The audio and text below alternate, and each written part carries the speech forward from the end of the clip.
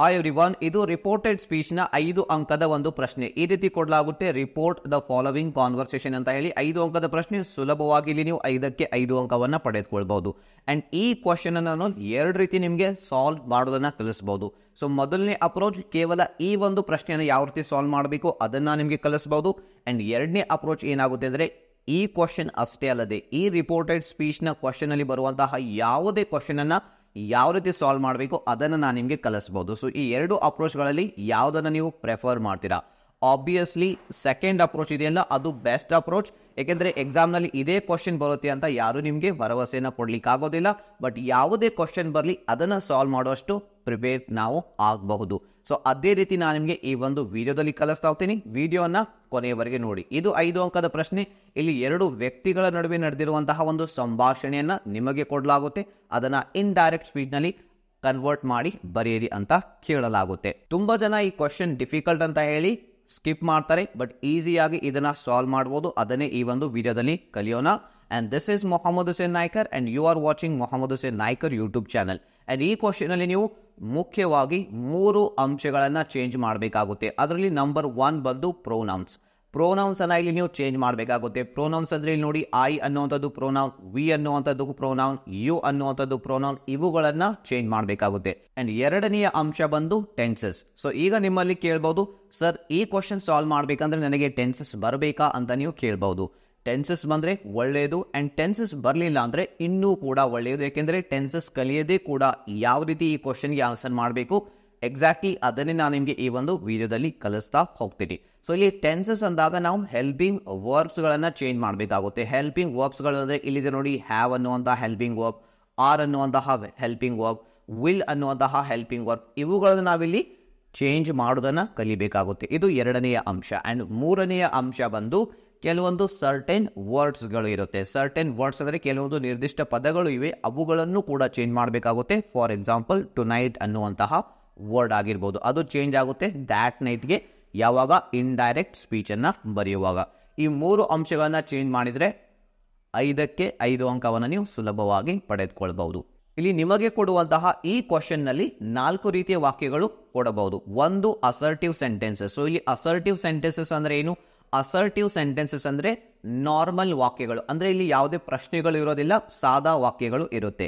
So ಯಾಕೆ ಇದನ್ನ ಹೇಳ್ತಾ ಇದ್ದೀನಿ ಅಂದ್ರೆ ಅಸರ್ಟಿವ್ ವಾಕ್ಯಗಳನ್ನ ಬೇರೆ ರೀತಿಯಲ್ಲಿ ನಾವು ಇಂಡೈರೆಕ್ಟ್ ಸ್ಪೀಚ್ ನಲ್ಲಿ ಬರೀತೀವಿ. ಅದೇ ರೀತಿ ಪ್ರಶ್ನೆಗಳನ್ನ ಇಂಡೈರೆಕ್ಟ್ ಸ್ಪೀಚ್ ನಲ್ಲಿ ಬರೆಯುವಾಗ ಅಲ್ಲಿ ನಾವು ಬೇರೆ ಫಾರ್ಮುಲಾನ ಫಾಲೋ ಮಾಡ್ತೀವಿ. ಸೊ ಹಾಗಾಗಿ ಇದು ತಿಳಿದುಕೊಳ್ಳೋದು ವೆರಿ ಇಂಪಾರ್ಟೆಂಟ್. ಅಸರ್ಟಿವ್ ವಾಕ್ಯ ಅಂದ್ರೆ ನಾರ್ಮಲ್ ವಾಕ್ಯಗಳು, ಅಲ್ಲಿ ಯಾವುದೇ ಕ್ವಶನ್ ಇರೋದಿಲ್ಲ. ಇಲ್ಲಿ ನೀವು ನೋಡಬಹುದು, I work for Marcus IB ಅಂತ ಹೇಳಿ POP ಕ್ಯಾಂಪೇನರ್ಗೆ ಹೇಳ್ತಾನೆ. ಇದು ಒಂದು ಅಸರ್ಟಿವ್ ವಾಕ್ಯ. ಅಂಡ್ ದೆನ್ ಬರುತ್ತೆ ಇಂಟರಾಗೇಟಿವ್ ಸೆಂಟೆನ್ಸಸ್. ಇಂಟರಾಗೇಟಿವ್ ಸೆಂಟೆನ್ಸಸ್ ಅಂದ್ರೆ ಪ್ರಶ್ನೆಗಳು.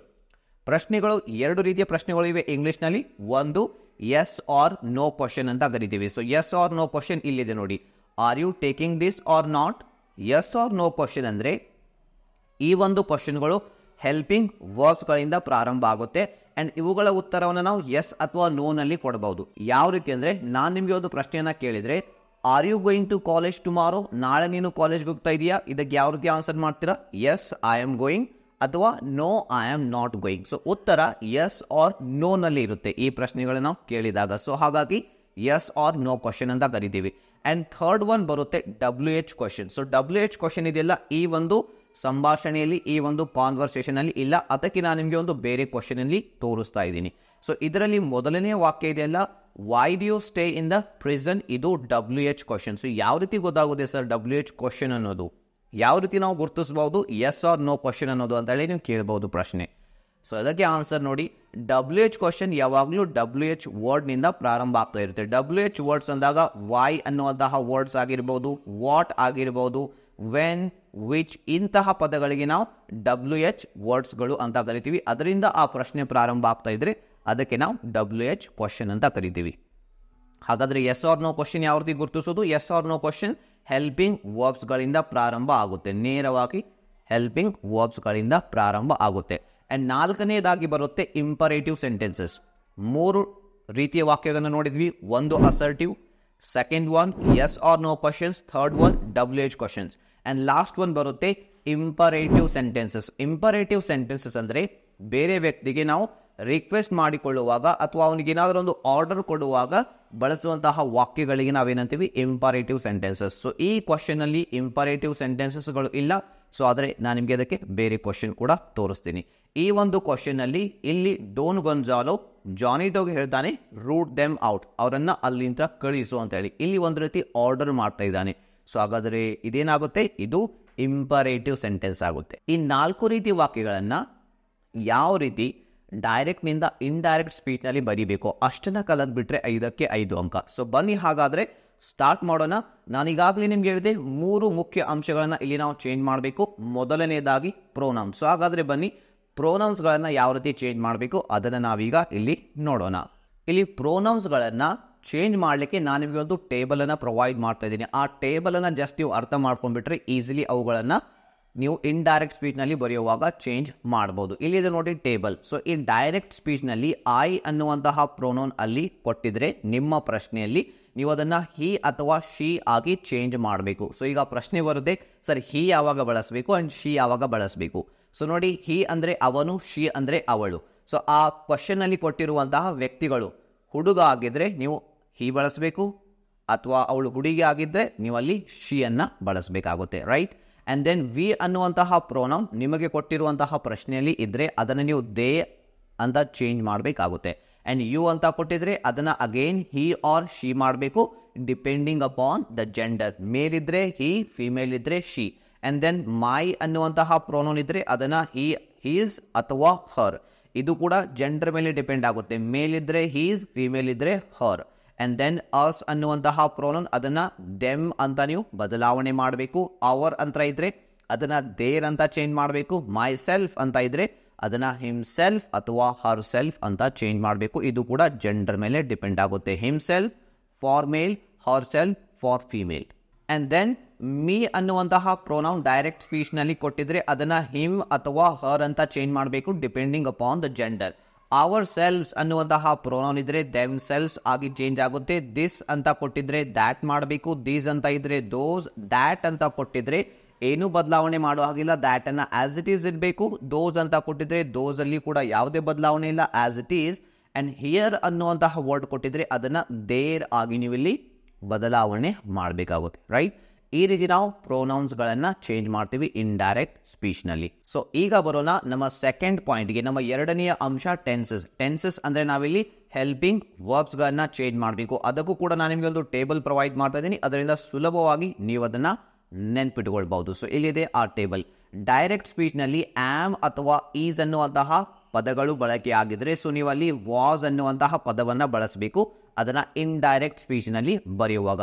ಯಾವ ರೀತಿ ಅನ್ನೋದು ನಾನು ನಿಮಗೆ ಒಂದು ಕ್ವಶನ್ ಈಗ ಸಾಲ್ವ್ ಮಾಡಿ ತೋರಿಸ್ತೀನಿ. ಅಂಡ್ ದೆನ್ ಆರ್ ಅನ್ನುವಂಥ ಹೆಲ್ಪಿಂಗ್ ವರ್ಬ್ ಇದ್ದಾಗ ನೀವು ಅದನ್ನ ವರ್ ಅಂತ ಬದಲಾವಣೆ ಮಾಡಬೇಕು. ಹ್ಯಾವ್ ಅಥವಾ ಹ್ಯಾಸ್ ಅಂತ ಇದ್ದಾಗ ಅದನ್ನ ಹ್ಯಾಡ್ ಆಗಿ ಬದಲಾವಣೆ ಮಾಡಬೇಕು.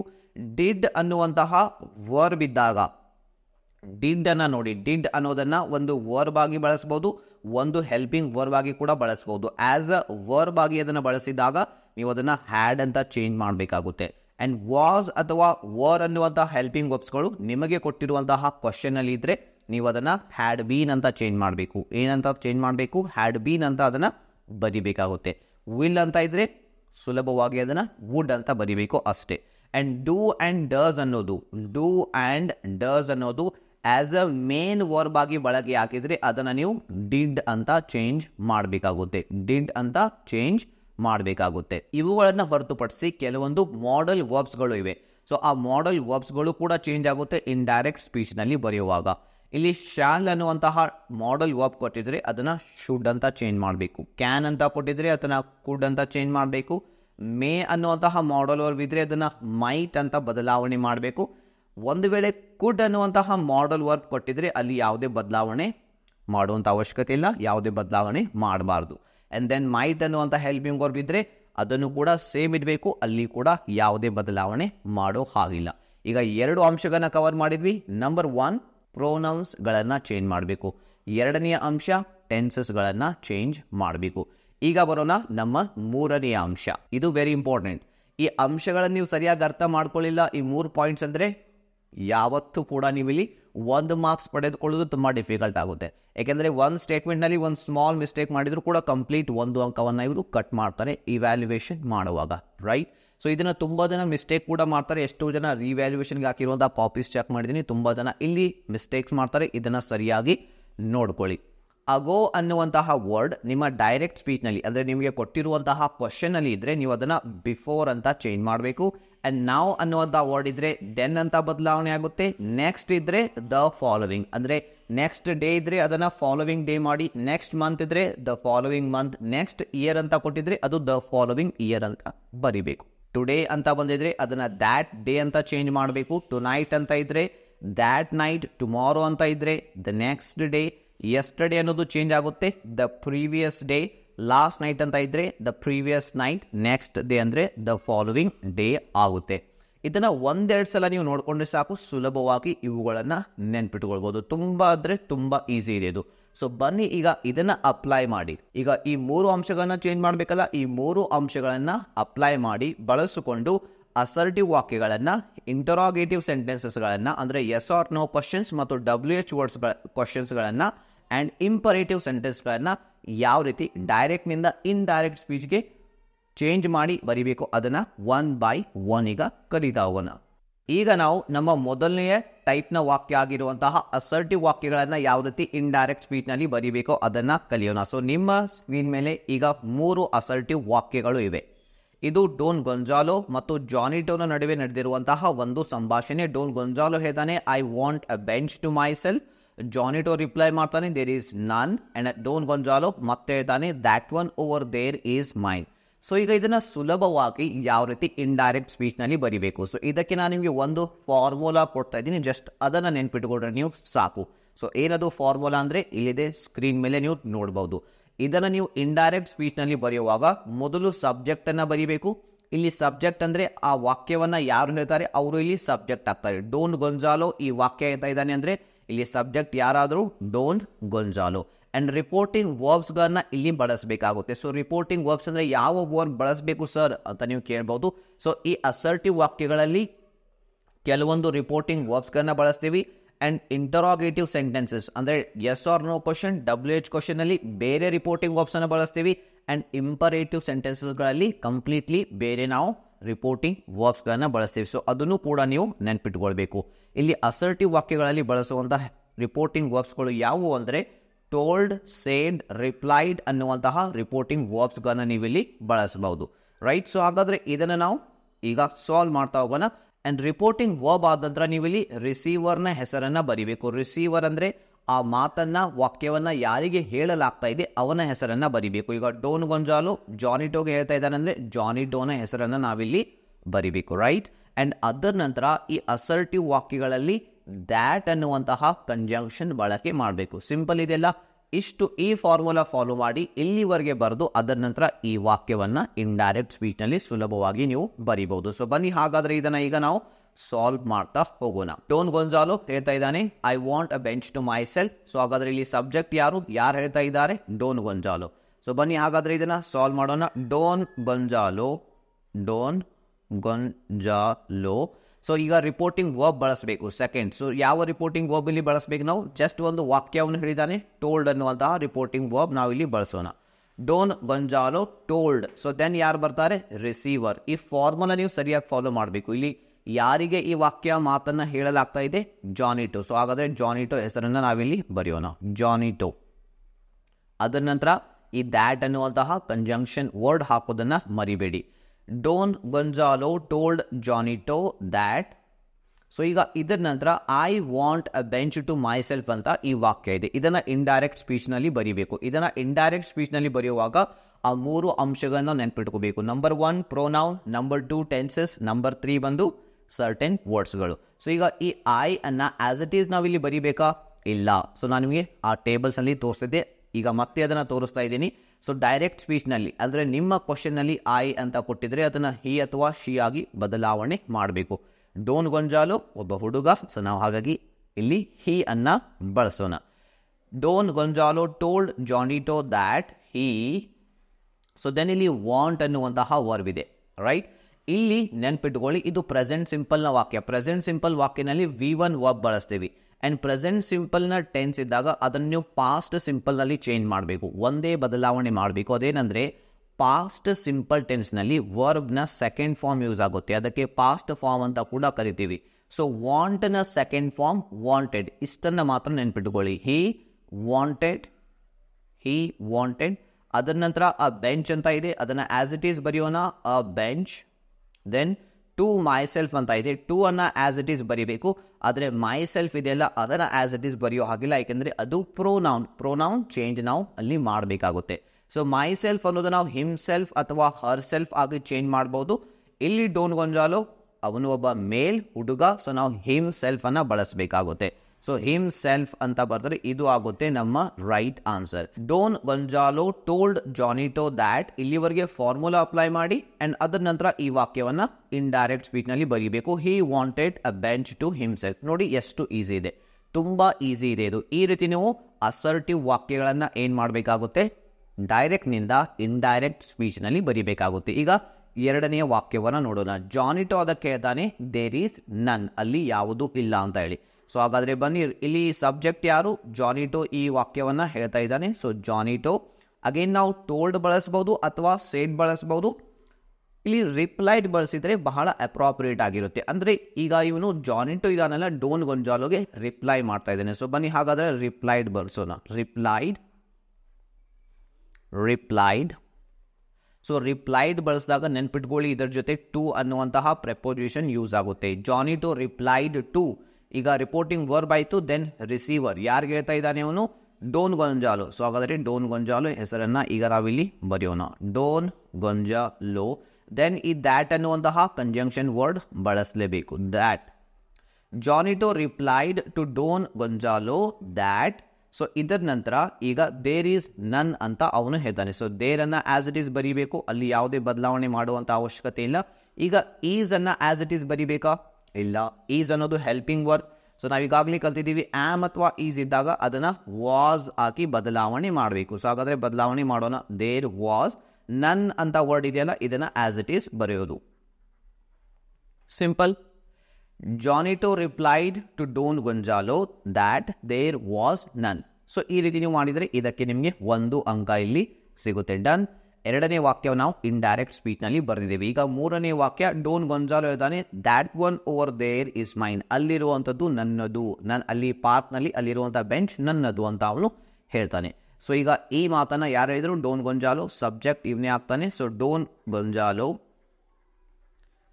ಟೋಲ್ಡ್. ರಿಪೋರ್ಟಿಂಗ್ ವರ್ಬ್ ಯಾವ್ದು ಬಳಸ್ತಾ ಇದ್ದೀವಿ ನಾವಿಲ್ಲಿ, ಟೋಲ್ಡ್ ಬಳಸ್ತಾ ಇದ್ದೀವಿ. ದೆನ್ ಯಾರಿಗೆ ಹೇಳಿದ, ಜಾನಿಟೋ. ಆ್ಯಂಡ್ ದೆನ್ ದ್ಯಾಟ್ ಅನ್ನುವಂತಹ conjunction word hockey that. So ಏನು ಹೇಳ್ತಾ ಇದ್ದಾನೆ, ದ್ಯಾಟ್ ಒನ್ ಓವರ್ ದೇರ್. ನಾನು ನಿಮಗೆ ಹೇಳಿದೆ ದ್ಯಾಟ್ ಅನ್ನ ಬದಲಾವಣೆ ಮಾಡಬಾರ್ದು ಅಂತ ಹೇಳಿ. ಎಸ್, ಬದಲಾವಣೆ ಮಾಡಬಾರ್ದು. ಅದರಲ್ಲಿ ದ್ಯಾಟ್ ಈಗ ಆಲ್ರೆಡಿ ಒಂದ್ಸಲ ಇದೆ, ಮತ್ತೆ ದ್ಯಾಟ್ ಹಾಕಿದ್ರೆ ಅದು ಸರಿ ಅನ್ಸೋದಿಲ್ಲ. ಸೊ ಹಾಗಾಗಿ ನಾವಿಲ್ಲಿ ದ್ಯಾಟ್ನ ಬದಲಾಗಿ ದ ಬಳಸ್ತಾ ಇದ್ದೀವಿ, the. Then one over there, ಇಲ್ಲಿವರೆಗೆ same, the one over there, the one over there. So then ಇಲ್ಲಿ ಈಸ್ ಇದೆಯಲ್ಲ ಅದನ್ನ ಈಸ್ ಸೇಮ್ ಇಡ್ತೀರಾ, ನೋ. ಆಮ್ ಈಸ್ ಇದ್ರೆ ಏನ್ ಮಾಡ್ಬೇಕು, ಅದನ್ನ ವಾಸ್ ಅಂತ ಬದಲಾವಣೆ ಮಾಡಬೇಕು. There was. ಈ ಮೈನ್ ಇದೆಯಲ್ಲ ಇದನ್ನ ಆಸ್ ಇಟ್ ಈಸ್ ಇರ್ತಾರೆ ತುಂಬಾ ಜನ, ಅದು ರಾಂಗ್. ಇದು ಪ್ರೋನೌನ್.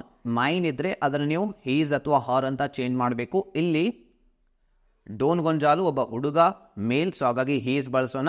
ಸೊ ಹೀಸ್ ಇಲ್ಲಿ ರೈಟ್ ಪ್ರೊನೌನ್ ಆಗುತ್ತೆ. ಸೊ ಈ ರೀತಿ ಮಾಡಿದ್ರೆ ಇದು ನಿಮ್ದು ಕಂಪ್ಲೀಟ್ ಆಗುತ್ತೆ ಅಸರ್ಟಿವ್ ವಾಕ್ಯ ಇಂಡೈರೆಕ್ಟ್ ಸ್ಪೀಚ್ ನಲ್ಲಿ.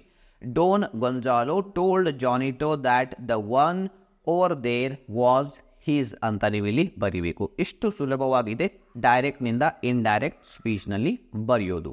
ಸೊ ಈಗ ನಾನು ನಿಮಗೆ ಇಲ್ಲಿ ಪ್ರಾಕ್ಟೀಸ್ಗಾಗಿ 2 ವಾಕ್ಯಗಳನ್ನ ಕೊಡ್ತಾ ಇದ್ದೀನಿ. ಅದನ್ನ ನೀವು ನನಗೆ ಕಾಮೆಂಟ್ ನಲ್ಲಿ ಆನ್ಸರ್ ಮಾಡಿ ತಿಳಿಸಬೇಕು. ರೈಟ್, ಪ್ರಾಕ್ಟೀಸ್ದಿಂದಾನೇ ಪರ್ಫೆಕ್ಟ್ ಆಗ್ತೀವಿ ನಾವು. ಸೊ ಹಾಗಾದ್ರೆ ಪ್ರಾಕ್ಟೀಸ್ಗಾಗಿ 2 ವಾಕ್ಯಗಳನ್ನ ನಿಮಗೆ ಕೊಡ್ತಾ ಇದ್ದೀನಿ. ರೂಫ್ ಹೇಳ್ತಾನೆ ಐ ವರ್ಕ್ ಫಾರ್ ಮಾರ್ಕಸ್ ಐಬೆ. POP ಕ್ಯಾಂಪೇನರ್ಗೆ ಹೇಳ್ತಾನೆ ಅದನ್ನ. ಸೊ POP ಕ್ಯಾಂಪೇನರ್ ರೂಫ್ಗೆ ಹೇಳ್ತಾನೆ we have plenty of work to do tonight ಅಂತ ಹೇಳಿ. ಸೊ ಈ 2 ವಾಕ್ಯಗಳನ್ನ ಇಂಡೈರೆಕ್ಟ್ ಸ್ಪೀಚ್ ನಲ್ಲಿ ಬರೆದು ಕಾಮೆಂಟ್ಸ್ ನಲ್ಲಿ ತಿಳಿಸಿ. ಸೊ ಈಗ ನಾವು WH ಕ್ವಶನ್ಸ್ಗಳನ್ನ ಯಾವ ರೀತಿ ಇಂಡೈರೆಕ್ಟ್ ಸ್ಪೀಚ್ ನಲ್ಲಿ ಬರೀಬೇಕು ಅದನ್ನ ಈಗ ನಾವು ನೋಡ್ತಾ ಹೋಗೋಣ. ಈಗ ನೀವಿಲ್ಲಿ ಸ್ಕ್ರೀನ್ ಮೇಲೆ ನೋಡಬಹುದು, ಇಲ್ಲಿ 2 WH ಕ್ವಶನ್ಸ್ಗಳು ಇವೆ. ಸೊ ಇದು ಮೊದಲನೇದು ಒಂದು WH question and second one why do you stay in the prison. ಇದು ಕೂಡ ಒಂದು WH ಕ್ವಶನ್.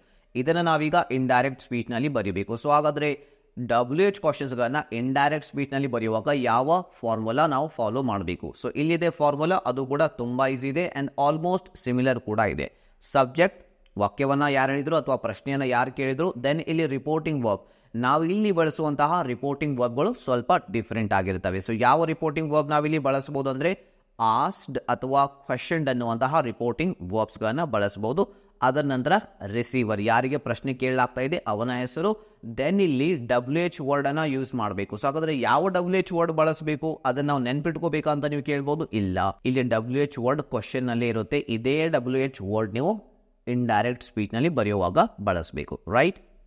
ಸೊ ಹಾಗಾದರೆ ಬನ್ನಿ ಇದನ್ನು ನಾವು ಈಗ ಇಂಡೈರೆಕ್ಟ್ ಸ್ಪೀಚ್ನಲ್ಲಿ ಬರೆಯೋಣ. ಸೊ ಇದು ಅಲಿಫ್ಯಾನೋ ಮತ್ತು ಬಾರ್ಜೆಸ್ನ ನಡುವೆ ನಡೆದಿರುವಂತಹ ಒಂದು ಕಾನ್ವರ್ಸೇಷನ್. ಸೊ ಅಲಿಫ್ಯಾನೋ ನಿಮಗೆ ಗೊತ್ತಿದೆ, I believe that books will never disappear ಅನ್ನೋ ಚಾಪ್ಟರ್ ಇದೆ, ಅಲ್ಲಿಂದ ತೆಗೆದುಕೊಂಡಿರುವಂತಹ ಒಂದು ಕ್ವಶನ್ ಇದು. ಸೊ ಅಲಿಫ್ಯಾನೋ ಬಾರ್ಜೆಸ್ಗೆ ಕೇಳ್ತಾನೆ. ಸೊ ಹಾಗಾದರೆ ಅಲಿಫ್ಯಾನೋ ಸಬ್ಜೆಕ್ಟ್, ಅಲಿಫ್ಯಾನೋ. ಸೊ ಯಾವ ರಿಪೋರ್ಟಿಂಗ್ ವರ್ಬ್ ಬಳಸ್ತೀರಾ? ಆಸ್ಟ್. ಕ್ವಶನ್ ಅಂತ ಕೂಡ ನೀವು ಬರೀಬಹುದು, ರೈಟ್?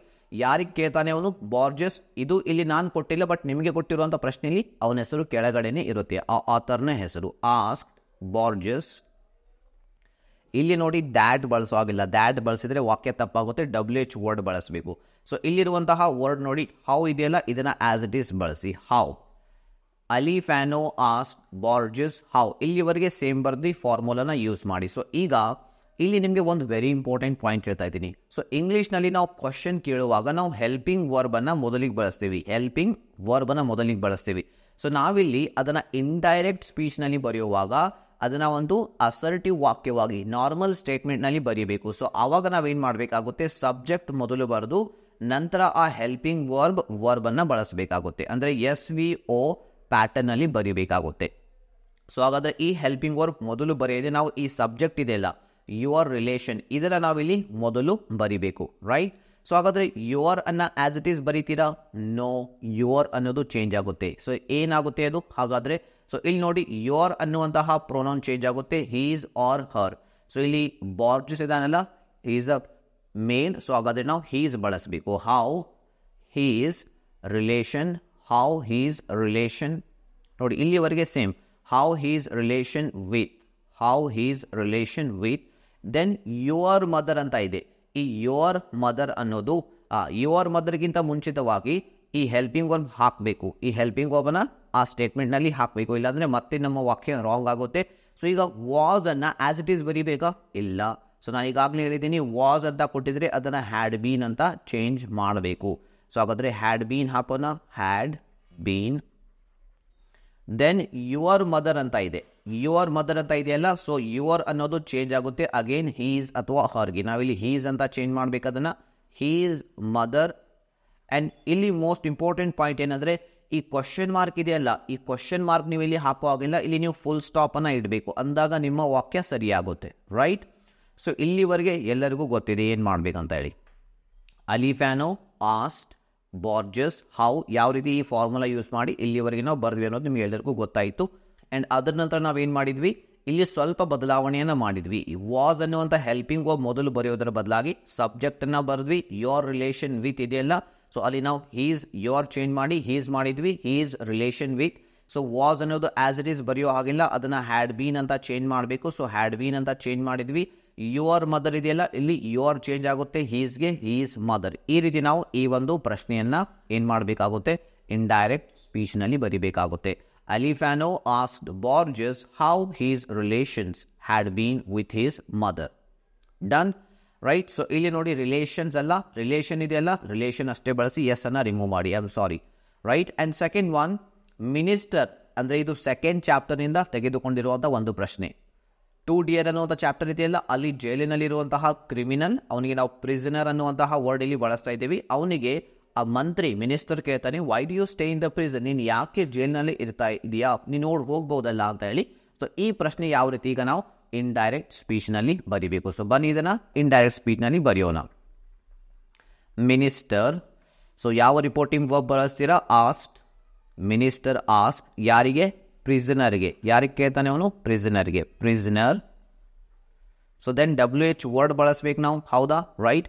ಸೊ ವೈ ಅನ್ನುವಂಥ WH ವರ್ಡ್ ಇಲ್ಲಿದೆ ಕ್ವಶನಲ್ಲಿ, ಅದನ್ನು ಆಸ್ ಇಟ್ ಈಸ್ ಬಳಸಬೇಕು. Minister asked prisoner why. So then ಇಲ್ಲಿ ನೋಡಿ, do you stay in the prison ಅಂತ ಇದೆ. ಇದು ಪ್ರೆಸೆಂಟ್ ಸಿಂಪಲ್ನ ವಾಕ್ಯ. ಯಾವ ಟೆನ್ಸ್? ಪ್ರೆಸೆಂಟ್ ಸಿಂಪಲ್ನ ವಾಕ್ಯ. ಟೆನ್ಸ್ ಗೊತ್ತಿಲ್ಲ ಅಂದರೂ no need to worry. So ಈ ಡೂ ಅನ್ನುವಂಥದ್ದು ಹೆಲ್ಪಿಂಗ್ ವರ್ಬ್. ಸೊ ಹಾಗಾಗಿ ಇಲ್ಲಿ ವಾಕ್ಯ ಮಾಡುವಾಗ ಹೆಲ್ಪಿಂಗ್ ವರ್ಬ್ ಬಳಕೆ ಆಗೋದಿಲ್ಲ, ಇದನ್ನ ಬಿಟ್ಬಿಡೋಣ. ಸೊ ದೆನ್ ಇಲ್ಲಿ ಸಬ್ಜೆಕ್ಟ್ ಇದೆ, ವರ್ಬ್ ಇದೆ. ಸೊ ನಾವೀಗ ಸಬ್ಜೆಕ್ಟ್ ಹಾಕಬೇಕು ವೈ ನಂತರ. ಸೊ ಯು ಅನ್ನ ಆಸ್ ಇಟ್ ಈಸ್ ಬರೆಯೋ ಹಾಗಿಲ್ಲ, ಯು ಅನ್ನ ಆಸ್ ಇಟ್ ಈಸ್ ಬರೆಯೋ ಹಾಗಿಲ್ಲ. ಇಲ್ಲಿ ನೋಡಿ, ಯು ಅನ್ನೋದು ಚೇಂಜ್ ಆಗುತ್ತೆ, ಹಿ ಅಥವಾ ಶಿ, ಹಿ ಅಥವಾ ಶಿ ಆಗಿ ಚೇಂಜ್ ಆಗುತ್ತೆ. ಇಲ್ಲಿ ಯು ಅನ್ನೋದು ನಾವು ಹಿ ಅಂತ ಚೇಂಜ್ ಮಾಡಬೇಕು ಅಂದರೆ ಇಲ್ಲಿ ಪ್ರಿಸನರು ಮೇಲಿದ್ದಾನೆ ಆ್ಯಂಡ್ ಮಿನಿಸ್ಟರ್ ಕೇಳ್ತಾ ಇರುವಂತಹ ವ್ಯಕ್ತಿನೂ ಕೂಡ ಮೇಲ್. ಸೊ ಹಾಗಾಗಿ ನಾವಿಲ್ಲಿ ಹಿ ಬಳಸೋಣ. ಈ ಯು ಅನ್ನೋಂಥದ್ದು ಪ್ರಿಸನರ್ಗೆ ರೆಫರ್ ಮಾಡ್ತದೆ. ಪ್ರಿಸನರ್ ಇಲ್ಲಿ ಹುಡುಗ, ಹುಡುಗಿ ಅಲ್ಲ. ಸೊ ಹಾಗಾಗಿ ಹಿ ಬಳಸಬೇಕು. So prisoner why he stay ಅನ್ನೋಂತಹ ವರ್ಬ್ ಇದೆಯಲ್ಲ, ಇದು V2 ನಲ್ಲಿ ಚೇಂಜ್ ಆಗುತ್ತೆ. ಯಾಕೆಂದರೆ ಈಗಾಗಲೇ ನಾನು ಹೇಳಿದ್ದೇನೆ, ಪ್ರೆಸೆಂಟ್ ಸಿಂಪಲ್ನ ವಾಕ್ಯ ಇದು. ಪ್ರೆಸೆಂಟ್ ಸಿಂಪಲ್ನಲ್ಲಿ ವರ್ಬ್ನ ಫಸ್ಟ್ ಫಾರ್ಮ್ ಬಳಸ್ತೀವಿ, ಪಾಸ್ಟ್ ಸಿಂಪಲ್ನಲ್ಲಿ ವರ್ಬ್ನ ಸೆಕೆಂಡ್ ಫಾರ್ಮ್ ಬಳಸ್ತೀವಿ, ರೈಟ್? ಸೊ ಇಲ್ಲಿ ನಾವು ಸೆಕೆಂಡ್ ಫಾರ್ಮನ್ನು ಬಳಸೋಣ. ಸ್ಟೇನ ಸೆಕೆಂಡ್ ಫಾರ್ಮ್ ಸಿಂಪಲ್ ಸ್ಟೇಡ್ ಆಗುತ್ತೆ, stayed. Why he stayed in the prison ಇದೆಲ್ಲ, ಇದನ್ನು ಆಸ್ ಇಟ್ ಈಸ್ ನೀವು ಬರಿಬೇಕು, ಇನ್ ದ ಪ್ರಿಸನ್. ಆ್ಯಂಡ್ ಕೊನೆಯಲ್ಲಿ ಕ್ವಶನ್ ಮಾರ್ಕ್ ಹಾಕ್ತೀರಾ? ಕ್ವಶನ್ ಮಾರ್ಕ್ ಹಾಕಬಾರ್ದು, ಫುಲ್ ಸ್ಟಾಪ್ ಇಡಬೇಕು. Minister asked prisoner why he stayed, sorry ಇದು ಸ್ಟೇಡ್ ಆಗಬೇಕು, I am sorry, Y he stayed in the prison. ಈ ರೀತಿ ನೀವು ಇದನ್ನು ಕ್ವಶನ್ ಅನ್ನು ಇಂಡೈರೆಕ್ಟ್ ಸ್ಪೀಚ್ನಲ್ಲಿ ಬರೀಬೇಕು. Minister asked prisoner why he stayed in the prison. ಇಲ್ಲಿವರೆಗೆ ಫಾರ್ಮುಲಾ ಹೆಲ್ಪ್ ಆಗುತ್ತೆ, ವೈವರೆಗೆ. ಅದರ ನಂತರ ಈ ಟೇಬಲ್ನ ಸಹಾಯ ತೆಗೆದುಕೊಂಡು ನೀವು ಸುಲಭವಾಗಿ ಇದನ್ನು ಇಂಡೈರೆಕ್ಟ್ ಸ್ಪೀಚ್ನಲ್ಲಿ ಇದನ್ನು ಕನ್ವರ್ಟ್ ಮಾಡಬಹುದು. ಆ್ಯಂಡ್ ಥರ್ಡ್ ವಾಕ್ಯ ಇದೆಲ್ಲ, ಇದು WH ಕ್ವಶನ್ ಅಲ್ಲ, ಯಾಕೆಂದರೆ ಇಲ್ಲಿ WH ವರ್ಡ್ ಇಲ್ಲ, ಇಲ್ಲಿ ನೇರವಾಗಿ ಹೆಲ್ಪಿಂಗ್ ವರ್ಬ್ ಇದೆ. ಅಂದರೆ ಇದು yes or no question. So ಈಗ ನಾವು next yes or no question ಯಾವ ರೀತಿ ಇಂಡೈರೆಕ್ಟ್ ಸ್ಪೀಚ್ನಲ್ಲಿ ಕನ್ವರ್ಟ್ ಮಾಡಬೇಕು ಅದನ್ನು ಕಲಿಯೋಣ. ಆ್ಯಂಡ್ ಅದಕ್ಕಿಂತಲೂ ಮುಂಚಿತವಾಗಿ ನಿಮಗೆ ಪ್ರಾಕ್ಟೀಸ್ ಕ್ವಶನ್ ಬೇಕು. ಪ್ರಾಕ್ಟೀಸ್ ಇಲ್ಲ ಅಂದರೆ ನೀವು ಪರ್ಫೆಕ್ಟ್ ಆಗೋದಿಲ್ಲ. ಸೊ ಯಾಕಂದರೆ ನಾಳೆ ಎಕ್ಸಾಮ್ನಲ್ಲಿ ಯಾವ ಕ್ವಶನ್ ಬಂದರೂ ಕೂಡ ನಮಗೆ ಸಾಲ್ವ್ ಮಾಡಲಿಕ್ಕೆ ಸಾಧ್ಯ ಆಗಬೇಕು. ಸೊ ಹಾಗಾಗಿ ಇಲ್ಲಿದೆ ಒಂದು practice question. Dona Lara wait a moment ಅಂತ ಪೆಟ್ರಾಗೆ ಹೇಳ್ತಾಳೆ. ಸೊ ಪೆಟ್ರಾ ಅಲ್ಲಿ ಒಂದು ಪ್ರಶ್ನೆಯನ್ನು ಕೇಳ್ತಾಳೆ ಡೋನಾಲಾರಾಗೆ, what does the senora wish. ಇದು WH ಕ್ವಶನ್. ಕೇವಲ ಈ ಒಂದು ಕ್ವಶನನ್ನು ಇಂಡೈರೆಕ್ಟ್ ಸ್ಪೀಚ್ನಲ್ಲಿ ಕನ್ವರ್ಟ್ ಮಾಡಿ ನನಗೆ ಆನ್ಸರನ್ನು ಕಾಮೆಂಟ್ಸ್ನಲ್ಲಿ ತಿಳಿಸಿ. ಆ್ಯಂಡ್ ಈಗ ಬರೋಣ ನಾವು yes or no questions. So yes or no questions ಕೂಡ ಇರುತ್ತೆ ನಿಮಗೆ ಕೊಡುವಂತಹ ಪ್ರಶ್ನೆಯಲ್ಲಿ. ಸೊ ಇಲ್ಲಿ ನೀವು ಸ್ಕ್ರೀನ್ ಮೇಲೆ ನೋಡಬಹುದು yes or no questions, 3 yes or no ಕ್ವಶನ್ಸ್ಗಳಿವೆ. ಸೊ ಇದನ್ನು ನಾವೀಗ ಇಂಡೈರೆಕ್ಟ್ ಸ್ಪೀಚ್ನಲ್ಲಿ ಬರೆಯೋಣ. ಸೊ ಇಲ್ಲಿ ನಾವು ಈ ಒಂದು ಫಾರ್ಮುಲಾ ಫಾಲೋ ಮಾಡ್ತೀವಿ. ಸಬ್ಜೆಕ್ಟ್, ರಿಪೋರ್ಟಿಂಗ್ ವರ್ಬ್, ರಿಸೀವರ್, ಅದರ ನಂತರ ಇಫ್ ಅಥವಾ ವೆದರ್ ಅನ್ನುವಂತಹ ವರ್ಡನ್ನು ಬಳಸ್ತೀವಿ. ನೀವು ಇಫ್ ಆದರೂ ಬಳಸ್ಬೋದು ಅಥವಾ ವೆದರ್ ಆದರೂ ಬಳಸ್ಬೋದು. ಯಾವಾಗ ನಿಮಗೆ ಕೊಟ್ಟಿರುವಂತಹ ಪ್ರಶ್ನೆ ಒಂದು ಎಸ್ ಆರ್ ನೋ ಕ್ವಶನ್ ಆದಾಗ. ಸೊ ಹಾಗಾದರೆ ಇಲ್ಲಿ ಯಾವ ರಿಪೋರ್ಟಿಂಗ್ ವರ್ಬ್ಸ್ಗಳು ಬಳಕೆ ಆಗ್ತವೆ ಅಂತ ನೀವು ಕೇಳ್ಬೋದು. ಸೊ ಇಲ್ಲಿ ಸೇಮ್ ರಿಪೋರ್ಟಿಂಗ್ ವರ್ಬ್ಸ್ ನಾವೇನು WH ಕ್ವಶನಲ್ಲಿ ಬಳಸಿದೇವಲ್ಲ ಅದೇ ರಿಪೋರ್ಟಿಂಗ್ ವರ್ಬ್ಸ್ಗಳು ಇಲ್ಲಿ ನಾವು ಬಳಸ್ತೀವಿ. ಆಸ್ಕ್ಡ್ ಆ್ಯಂಡ್ ಕ್ವಶನ್ಡ್ ಅನ್ನುವಂತಹ ರಿಪೋರ್ಟಿಂಗ್ ವರ್ಬ್ಸ್ಗಳು. ಸೊ ಹಾಗಾದರೆ ಬನ್ನಿ ಒಂದೆರಡು ವಾಕ್ಯಗಳನ್ನ ಯಾವ ರೀತಿ ನಾವು ಕ್ವಶನ್ಸನ್ನು ಇಂಡೈರೆಕ್ಟ್ ಸ್ಪೀಚ್ನಲ್ಲಿ ಕನ್ವರ್ಟ್ ಮಾಡಬೇಕು ಅದನ್ನು ನೋಡೋಣ. ಸೊ ಮೊದಲು subject, so POP campaigner, POP campaigner. Asked ಅನ್ನುವಂತಹ ರಿಪೋರ್ಟಿಂಗ್ ವರ್ಬ್ ಹಾಕಬೇಕು. ಅದರ ನಂತರ ಆಸ್ಕ್ಡ್ ಯಾರಿಗೆ ಕೇಳ್ತಾನೆ ಅವನು? ರೂಫ್ಗೆ ಕೇಳ್ತಾನೆ. ಸೊ ಹಾಗಾದರೆ ರೂಫ್ ಇಲ್ಲಿ ರಿಸೀವರ್ ಆದ ರೂಫ್. ಸೊ ಅದರ ನಂತರ ದ್ಯಾಟ್ ಬಳಸಬೇಡಿ, WH ಕ್ವಶನ್ ವರ್ಡ್ ಬಳಸಬೇಡಿ. ಇಫ್ ಅಥವಾ ವೆದರ್ ಬಳಸಿ. ನಾವಿಲ್ಲಿ ವೆದರ್ ಬಳಸೋಣ. ನಿಮ್ಗೆ ಯಾವ್ದು ಇಷ್ಟ ಆಗುತ್ತೆ ಅದನ್ನು ನೀವು ಬಳಸ್ಬೋದು, whether. Then will you take it or not ಅಂತ ಇದೆ, ನೆನ್ಪಿಟ್ಕೊಳ್ಳಿ. ಸೊ ಇದು ಕ್ವಶನ್, ಇಲ್ಲಿ ಹೆಲ್ಪಿಂಗ್ ವರ್ಬ್ ಮೊದಲಿರುತ್ತೆ. ನೀವೇನು ಮಾಡಬೇಕು, ಈ ಯು ಇದೆಯಲ್ಲ ಇದನ್ನು ಮೊದಲು ಹಾಕಿ ಹೆಲ್ಪಿಂಗ್ ವರ್ಬ್ ಅದರ ನಂತರ ಹಾಕಬೇಕು, ರೈಟ್? ಒಂದು ಸಿಂಪಲ್ ಬದಲಾವಣೆಯನ್ನು ಇಲ್ಲಿ ಮಾಡಬೇಕು. ಸೊ ಈಗ ಯು ಅನ್ನ ಆಸ್ ಇಟ್ ಈಸ್ ಬರೀತೀರಾ? ನೋ, ಯು ಅನ್ನುವಂಥದ್ದು ಪ್ರೊನೌನ್ ಮೊದಲನೇ ಅಂಶದಲ್ಲಿ ಬರುತ್ತೆ, ಅದನ್ನು ಚೇಂಜ್ ಮಾಡಬೇಕಾಗುತ್ತೆ ಹಿ ಅಥವಾ ಶಿಗೆ. ಸೊ ಇಲ್ಲಿ ಅದು ಚೇಂಜ್ ಆಗುತ್ತೆ ಹೀಗೆ, ಹಿ. ವೆದರ್ ಹಿ, ದೆನ್ ವಿಲ್ ಅನ್ನುವಂಥ ಹೆಲ್ಪಿಂಗ್ ವರ್ಬ್ ಇದರ ನಂತರ ಬರಬೇಕು. ವಿಲ್ ಅನ್ನ ಆಸ್ ಇಟ್ ಈಸ್ ಬರೀಬಹುದಾ? ಇಲ್ಲ, ವಿಲ್ ಅನ್ನ ವುಡ್ ಅಂತ ಚೇಂಜ್ ಮಾಡಬೇಕು. Whether he would. So then take it or not, ಇಲ್ಲಿವರೆಗೆ ಸೇಮ್ ಆಸ್ ಇಟ್ ಈಸ್ ಬರೀಬೇಕು. ಟೇಕ್ ಇಟ್ ಆರ್ ನಾಟ್, ಇಲ್ಲಿ ಫುಲ್ ಸ್ಟಾಪ್ ಅನ್ನ ಬರೀಬೇಕು, ಇಡಬೇಕು, ಕ್ವಶನ್ ಮಾರ್ಕ್ ಅನ್ನ ಹಾಕೋ ಹಾಗಿಲ್ಲ. Then POP campaigner asked roof whether he would take it or not. ತುಂಬಾ ಸಿಂಪಲ್ ಇದೆ. ಅಂಡ್ ದೆನ್ ರೂಫ್ ಕೇಳ್ತಾನೆ will it be heard outside this room, will it be heard outside this room. So roof ಪ್ರಶ್ನೆ ಕೇಳ್ತಾ ಇದ್ದಾನೆ ಯಾರಿಗೆ? POP ಕ್ಯಾಂಪೇನರ್ಗೆ. Roof asked, ನಾನಿಲ್ಲಿ short ಆಗಿ POP ಅಂತ ಮಾತ್ರ ಬರೀತೀನಿ ಯಾಕಂದರೆ ಸ್ಪೇಸ್ ಇಲ್ಲ. Roof asked POP campaigner. So ಈಗ ನಾವು ಇಫ್ ಬಳಸೋಣ. ಮೊದಲನೇ ವಾಕ್ಯದಲ್ಲಿ ವೆದರ್ ಬಳಸಿದ್ವಿ, ಈಗ ಇಫ್ ಬಳಸೋಣ. ನಿಮ್ಗೆ ಯಾವ್ದು ಇಷ್ಟ ಆಗುತ್ತೆ ಅದನ್ನು ಎಕ್ಸಾಮ್ನಲ್ಲಿ ಬಳಸ್ಬೋದು. ಇಫ್. ಸೊ ದೆನ್ ನೋಡಿ, ವಿಲ್ ಅನ್ನುವಂಥ ಹೆಲ್ಪಿಂಗ್ ವರ್ಬ್ ಮೊದಲಿಗೆ ಬಳಸೋ ಆಗಿಲ್ಲ, ಸಬ್ಜೆಕ್ಟೇ ಬಳಸಿ, ಇಟ್ ಬಳಸಿ. ಇಟ್ನಲ್ಲಿ ಯಾವುದೇ ಬದಲಾವಣೆ ಆಗೋದಿಲ್ಲ. ವಿಲ್ ಅನ್ನ ನಾವು ವುಡ್ ಆಗಿ ಇಲ್ಲಿ ಚೇಂಜ್ ಮಾಡಬೇಕಾಗುತ್ತೆ. ವಿಲ್ ಹೋಗಿ ಇದು ಆಗುತ್ತೆ would. It would be heard outside. It would be heard outside. So then this ಅನ್ನೋಂಥ, ಇಲ್ಲಿ ತುಂಬ ಜನ ತಪ್ಪು ಮಾಡ್ತಾರೆ. ದಿಸ್ ಅನ್ನ ಆಸ್ ಇಟ್ ಈಸ್ ಬರೀತಾರೆ, ಅದು ರಾಂಗ್. ದಿಸ್ ಅನ್ನೋದು ದ್ಯಾಟ್ ಆಗಿ ಬದಲಾವಣೆ ಆಗುತ್ತೆ. ದ್ಯಾಟ್ ರೂಮ್ ಕೊನೆಯಲ್ಲಿ ಒಂದು ಫುಲ್ ಸ್ಟಾಪ್. ಡನ್. ಈ ರೀತಿ ನಾವು ಈ ವಾಕ್ಯವನ್ನು ಇಂಡೈರೆಕ್ಟ್ ಸ್ಪೀಚ್ನಲ್ಲಿ ಏನು ಮಾಡಬೇಕು, ಚೇಂಜ್ ಮಾಡಬೇಕು. Roof asked POP campaigner if it would be heard outside that room. And then last yes or no question ಇದೆ. ಪ್ರಿಸನರ್ ಕೇಳ್ತಾನೆ, do you want me to go? So ಇದನ್ನು ಸಿಂಪಲ್, ಪ್ರಿಸನರ್ ಆ್ಯಂಡ್ ಮಿನಿಸ್ಟರ್ನ ನಡುವೆ ಸಂಭಾಷಣೆ ನಡೀತಾ ಇದೆ. So prisoner ಮಿನಿಸ್ಟರ್ಗೆ ಕೇಳ್ತಾನೆ. So prisoner asked minister. So ನಾವಿಲ್ಲಿ ಇಫ್ ಆರ್ ವೆದರ್ ಬಳಸ್ತೀವಿ, right? Prisoner asked minister if. So ಈಗ ಡೂ ಅನ್ನೋದು ಬಳಸೋ ಆಗಿಲ್ಲ, ಯಾಕೆಂದರೆ ಇದು ಹೆಲ್ಪಿಂಗ್ ವರ್ಬ್. ಸೊ ಇಲ್ಲಿ ಹೆಲ್ಪಿಂಗ್ ವರ್ಬ್ನ ಅವಶ್ಯಕತೆ ಇಲ್ಲ ಪಾಸಿಟಿವ್ ವಾಕ್ಯ ಮಾಡುವಾಗ. ಇದು ಪ್ರೆಸೆಂಟ್ ಸಿಂಪಲ್ನ ವಾಕ್ಯ, ಇದನ್ನು ಈಗ ಪಾಸ್ಟ್ ಸಿಂಪಲ್ನಲ್ಲಿ ಬರೀಬೇಕು. ಪಾಸ್ಟ್ ಸಿಂಪಲ್ನಲ್ಲಿ ಯಾವುದೇ ಹೆಲ್ಪಿಂಗ್ ವರ್ಬ್ ಯೂಸ್ ಆಗೋದಿಲ್ಲ. ಸೊ ಹಾಗಾಗಿ ಇದನ್ನು ಬರೆಯುವಂಥ ಅವಶ್ಯಕತೆ ಇಲ್ಲ. ಯು ಅನ್ನೋದನ್ನು ಏನು ಮಾಡಬೇಕು, ಇಲ್ಲಿ ಹಿ ಮಾಡಿ. ಹಿ ವಾಂಟ್ ಅನ್ನೋದು ಅಗೈನ್ ವಾಂಟೆಡ್ ಆಗುತ್ತೆ. ಪ್ರೆಸೆಂಟ್ ಸಿಂಪಲ್ನ ವಾಕ್ಯ ಇದ್ದಾಗ ಜಸ್ಟ್ ನೆನ್ಪಿಟ್ಕೊಳ್ಳಿ, ಅಲ್ಲಿ ಪಾಸ್ಟ್ ಸಿಂಪಲ್ನಲ್ಲಿ ಚೇಂಜ್ ಮಾಡಬೇಕು. ಆಗ V2 form of a verb ನೀವು ಅಲ್ಲಿ ಬಳಸಬೇಕು. ಯಾವ ರೀತಿ ಆಗುತ್ತೆ ಅಂದರೆ, ಇದು ಪ್ರಿಸನರ್ ಆಸ್ಕ್ಡ್ ಮಿನಿಸ್ಟರ್. ಸೊ ನಾವು ಇಲ್ಲಿ ವೆದರ್ ಬಳಸಿದ್ದೀವಿ, ನೀವು ಇಫ್ ಕೂಡ ಬಳಸ್ಬೋದು. ವೆದರ್ ಯು ಅನ್ನೋದು ಏನಾಗಿದೆ, ಇಲ್ಲಿ ಯು ಅನ್ನೋದು ಚೇಂಜ್ ಆಗಿದೆ, ಹಿ ಆಗಿ. ವೆದರ್ ಹಿ ವಾಂಟ್ ಇದರ second form V2 form wanted. Whether he wanted. So me ಅನ್ನೋದು ನೋಡಿ, ಮೀ ಅನ್ನೋದು ಏನಾಗುತ್ತೆ, ಹಿಮ್ ಆರ್ ಹರ್ ಆಗುತ್ತೆ. ಸೊ ಇಲ್ಲಿ ಮಿನಿಸ್ಟರು ಮೇಲ್, ಪ್ರಿಸನರು ಮೇಲ್. ಸೊ ಹಾಗಾಗಿ ಹಿಮ್ ಬಳಸಬೇಕು. ಹರ್ ಅಂದರೆ ಅವಳ ಆಗುತ್ತೆ, ಹಿಮ್ ಅಂದರೆ ಅವನ. ಹಿಮ್ ಟು ಗೋ ಅನ್ನೋದು ಆಸ್ ಇಟ್ ಈಸ್, ಕೊನೆಯಲ್ಲಿ ಫುಲ್ ಸ್ಟಾಪ್. ಈ ರೀತಿ ನಾವು ಎಸ್ ಆರ್ ನೋ ಕ್ವಶನ್ಸ್ಗಳನ್ನು ಇಂಡೈರೆಕ್ಟ್ ಸ್ಪೀಚ್ನಲ್ಲಿ ಬರಿತೀವಿ. ಆ್ಯಂಡ್ ಇದರ ಪ್ರಾಕ್ಟೀಸ್ ಕ್ವಶನ್ಸ್ಗಳು ಇಲ್ಲಿವೆ.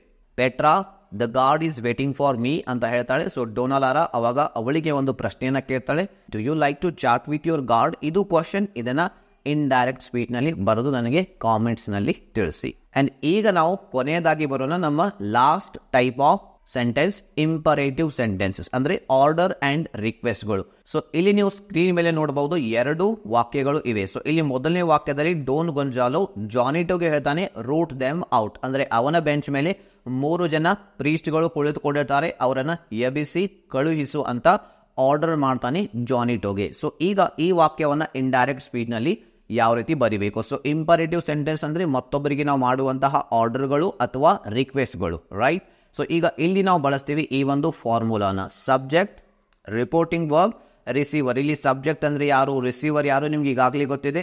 ಇಲ್ಲಿ ಯಾವ ರಿಪೋರ್ಟಿಂಗ್ ವರ್ಬ್ ನಾವು ಬಳಸ್ತೇವೆ ಅಂದರೆ, ಇಲ್ಲಿ ಬಳಸುವಂತಹ ರಿಪೋರ್ಟಿಂಗ್ ವರ್ಬ್ಸ್ಗಳು ಸ್ವಲ್ಪ ಡಿಫರೆಂಟ್ ಆಗಿವೆ.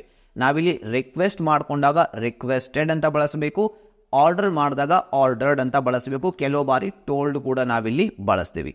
ದೆನ್ ರಿಸೀವರ್ ಹೆಸರನ್ನ ಬರಿಬೇಕು, ಅದರ ನಂತರ ಟು ಅನ್ನುವಂತಹ ಪ್ರೆಪೋಸಿಷನ್ ಇಲ್ಲಿ ಬಳಸಬೇಕು, ರೈಟ್? ಟು ಅನ್ನೋದನ್ನು ನಾವಿಲ್ಲಿ ಬಳಸ್ತೀವಿ. ಸೊ ಹಾಗಾದರೆ ಬನ್ನಿ ಇದನ್ನು ನಾವೀಗ ಬರೆಯೋಣ.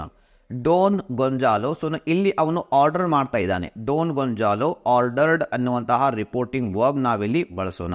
ಯಾರಿಗೆ ಆರ್ಡರ್ ಮಾಡ್ತಾನೆ ಅವನು? ಜಾನಿಟೋಗೆ, ರೈಟ್? ಅದು ನಿಮಗೆ ಕ್ವಶನಲ್ಲಿ ಕೆಳಗಡೆ ಕೊಡಲಾಗಿರುತ್ತೆ, ಅದನ್ನು ನೀವು ಆಸ್ ಇಟ್ ಈಸ್ ಇಲ್ಲಿ ಬರಿಬೇಕು, ಜಾನಿಟೋ.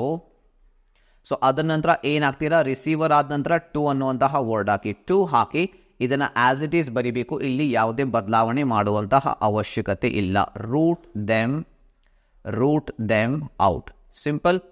Done Gonzalo ordered Juanito to root them out. ಇಲ್ಲಿ ಒಂದು ಸ್ಪೆಲ್ಲಿಂಗ್ ಮಿಸ್ಟೇಕ್ ಆಗಿದೆ, ಇದು ಬರಬಾರ್ದು. I am sorry for that. ಇದನ್ನು ನಾನು ಚೇಂಜ್ ಮಾಡಿ ನಿಮಗೆ ಇದರ PDF ಲಿಂಕ್ ಕೂಡ ಕೊಡ್ತೀನಿ. ಆ್ಯಂಡ್ ಇದರ ಮೇಲೆ ಒಂದು ಟೆಸ್ಟ್ ಕೂಡ ಇದೆ, ಅದು ಫ್ರೀ ಆಫ್ ಕಾಸ್ಟ್ನಲ್ಲಿ ಅವೈಲೇಬಲ್ ಇದೆ. ಅದರ ಲಿಂಕ್ ಡಿಸ್ಕ್ರಿಪ್ಷನಲ್ಲಿ ಪಿನ್ ಕಾಮೆಂಟ್ನಲ್ಲಿ ಕೊಡಲಾಗಿದೆ, ಅಲ್ಲಿಂದ ನೀವು ಅದನ್ನು ಅಟೆಂಪ್ಟ್ ಮಾಡ್ಬೋದು. ಆ್ಯಂಡ್ ಎರಡನೇ ವಾಕ್ಯ ನೋಡಿ, ಇದು ಮೊದಲನೇ ವಾಕ್ಯ ಆಯಿತು, ಸಿಂಪಲ್ ನಾವು ಮಾಡಿದ್ವಿ. Don Gonzalo ordered Juanito to root them out. And then Raju please go and bring a glass of water ಅಂತ ಹೇಳ್ತಾನೆ. ಸೊ ರಾಜು ಏನು ಹೇಳ್ತಾನೆ, please go and bring a glass of water. ಇಲ್ಲಿ ರಾಜು ಏನು ಮಾಡ್ತಾ ಇದ್ದೇನೆ, ರಿಕ್ವೆಸ್ಟ್ ಮಾಡ್ಕೋತಾ ಇದ್ದೇನೆ. ಸೊ ಯಾರಿಗೆ ಮಾಡ್ಕೋತಾ ಇದ್ದೇನೆ, ಅವನ ಹೆಸರಲ್ಲಿ ಕೊಟ್ಟಿಲ್ಲ, ಅವನು ಗಗನ್ ಅಂತ ನೀವು ಅನ್ಕೊಳ್ಳಿ, ಊಹಿಸ್ಕೊಳ್ಳಿ. ಯಾವ ವ್ಯಕ್ತಿಗೆ ರಿಕ್ವೆಸ್ಟ್ ಮಾಡ್ಕೊಂಡಿದ್ದಾನೆ ಅನ್ನೋದು ನಿಮ್ಮ ಕ್ವಶನಲ್ಲಿ ಕೆಳಗಡೆನೆ ಕೊಟ್ಟಿರಲಾಗಿರುತ್ತೆ ಇನ್ನೊಂದು ವಾಕ್ಯದಲ್ಲಿ, ರೈಟ್? ಸೊ ಇಲ್ಲಿ ನಾವು ಪ್ರಾಕ್ಟೀಸ್ಗಾಗಿ ಈ ವಾಕ್ಯ ತೆಗೆದುಕೊಂಡಿದ್ದೀವಿ. ರಾಜು ರಿಕ್ವೆಸ್ಟೆಡ್ ಅನ್ನುವಂತಹ ಇಲ್ಲಿ ನಾವು ರಿಪೋರ್ಟಿಂಗ್ ವರ್ಬನ್ನು ಬಳಸಬೇಕು. ರಾಜು ರಿಕ್ವೆಸ್ಟೆಡ್. ಸೊ ಯಾರಿಗೆ? ಗಗನ್ಗೆ. ಗಗನ್. ಸೊ ಅದರ ನಂತರ ಟು ಅನ್ನುವಂತಹ ವರ್ಡ್ ಬಳಸಿ ಟು. ಈಗ ಪ್ಲೀಸ್ ನಾವು ಮತ್ತೆ ಬಳಸುವಂಥ ಅವಶ್ಯಕತೆ ಇಲ್ಲ, ಯಾಕೆಂದರೆ ರಿಕ್ವೆಸ್ಟೆಡ್ ಅನ್ನುವಂಥ ರಿಪೋರ್ಟಿಂಗ್ ವರ್ಬ್ ಈಗಾಗಲೇ ಬಳಸಿದ್ದೀವಿ. ನೇರವಾಗಿ ಗೋ and bring a glass of water. Go and bring a glass of water. ಇದನ್ನು ಆಸ್ ಇಟ್ ಈಸ್ ಬರೀಬೇಕು. ಗೋ and bring a glass of water. Done. So ಎಷ್ಟು ನೀವು ಮಾಡಿದರೆ ಇಲ್ಲಿ ನಿಮ್ಮ ಆನ್ಸರ್ ರೆಡಿ ಆಗುತ್ತೆ. ನಿಮಗೆ ಇಲ್ಲಿ 5ಕ್ಕೆ 5 ಅಂಕ ಸಿಗುತ್ತೆ. ಇದು ತುಂಬ ಸಿಂಪಲ್ ಇದೆ. ಜಸ್ಟ್ 1-2 ಸಲ ನೀವು ಪ್ರಾಕ್ಟೀಸ್ ಮಾಡಬೇಕು. ವಿಡಿಯೋನ ಇನ್ನೊಂದು ಸಲ ನೋಡಿ. ನಿಮಗೆ ಕನ್ಫ್ಯೂಸ್ ಆಗ್ತಾ ಇದ್ರೆ, ಇದು ತುಂಬ ಡಿಫಿಕಲ್ಟ್ ಅನ್ನಿಸ್ತಾ ಇದ್ರೆ ಇನ್ನೊಂದು ಸಲ ನೋಡಿ. ಇದರ ಮೇಲೆ ನಾನು ನಿಮಗೆ ನಿಮ್ಮ ಪ್ರಾಕ್ಟೀಸ್ಗಾಗಿ ಕ್ವಶನ್ ಕೂಡ ಕೊಟ್ಟಿದ್ದೀನಿ. ಅದರ ಆನ್ಸರ್ ಕಾಮೆಂಟ್ಸಲ್ಲಿ ತಿಳಿಸಿ. ಅದಷ್ಟೇ ಅಲ್ಲದೆ ಒಂದು ಫ್ರೀ ಟೆಸ್ಟ್ ಕೂಡ ನಾನು ನಿಮಗೆ ಇದನ್ನು ಕೊಟ್ಟಿದ್ದೀನಿ. ಸೊ ಅದರ ಲಿಂಕ್ ಕೆಳಗಡೆ ಇದೆ. ಅಲ್ಲಿ ಹತ್ರ ನೀವು ಅದನ್ನು ಅಟೆಂಪ್ಟ್ ಮಾಡಿ ಅದರ ಕಂಪ್ಲೀಟ್ ರಿಸಲ್ಟ್, ನಿಮ್ಮ ಸ್ಕೋರ್ ಎಷ್ಟಾಯಿತು, ಏನು ತಪ್ಪು ಮಾಡಿದ್ರೆ ಅದು ತಿಳ್ಕೊಬೇಕಂದ್ರೆ ನಮ್ಮ ಆ್ಯಪ್ ಡೌನ್ಲೋಡ್ ಮಾಡಿಕೊಂಡು ಅಲ್ಲಿಂದ ಫ್ರೀ ಆಗಿ ಅದನ್ನು ಅಟೆಂಪ್ಟ್ ಮಾಡಿ. ಅಲ್ಲಿ ನಿಮಗೆ ಕಂಪ್ಲೀಟ್ ನಿಮ್ಮ ಆನ್ಸರ್, ನೀವು ಸರಿಯಾಗಿ ಆನ್ಸರ್ ಮಾಡಿರುವಂತಹ ಪ್ರಶ್ನೆ ಯಾವುದು, ಎಲ್ಲಿ ತಪ್ಪು ಮಾಡಿದ್ರಿ, ಏನು ವೀಕ್ನೆಸ್ ಇದೆ, ಅದೆಲ್ಲ ಕಂಪ್ಲೀಟ್ ಡೀಟೇಲ್ಸ್ ಆ್ಯಂಡ್ ರಿಪೋರ್ಟ್ ಕೂಡ ನಿಮಗೆ ಸಿಗುತ್ತೆ. ಆ್ಯಂಡ್ ಈ ವಿಡಿಯೋನ ಕೊನೆವರೆಗೆ ನೋಡಿದ್ದಕ್ಕಾಗಿ ನಿಮ್ಮೆಲ್ಲರಿಗೂ ಧನ್ಯವಾದಗಳು. ಆ್ಯಂಡ್ ಈ ಒಂದು ವಿಡಿಯೋ ನಿಮಗೆ ಇಷ್ಟ ಆದರೆ ನಿಮ್ಮ ಫ್ರೆಂಡ್ಸ್ಗೆ ಶೇರ್ ಮಾಡೋದನ್ನು ಮರಿಬೇಡಿ. And thank you for watching and have a nice day and I will see you in the next video.